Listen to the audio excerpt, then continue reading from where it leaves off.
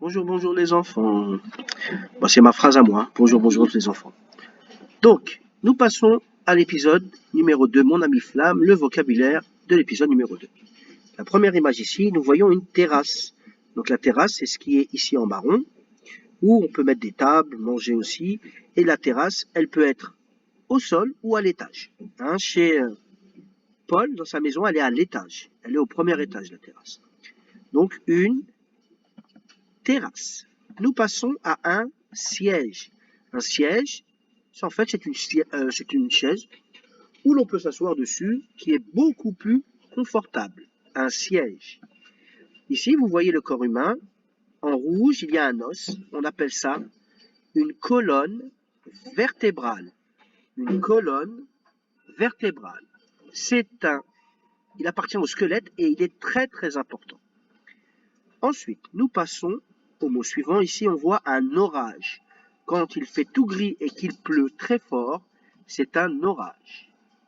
Souvent, quand il y a un orage dans le ciel, il y a des éclairs, vous voyez, et ça illumine le ciel. C'est pour ça qu'on a mis illuminer, ça veut dire faire de la lumière.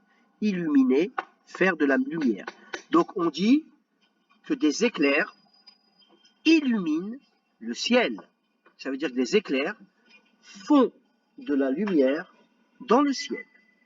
Donc après là on revoit bien, hein, illuminer, ici le mot illuminer, on voit de la lumière, c'est faire de la lumière.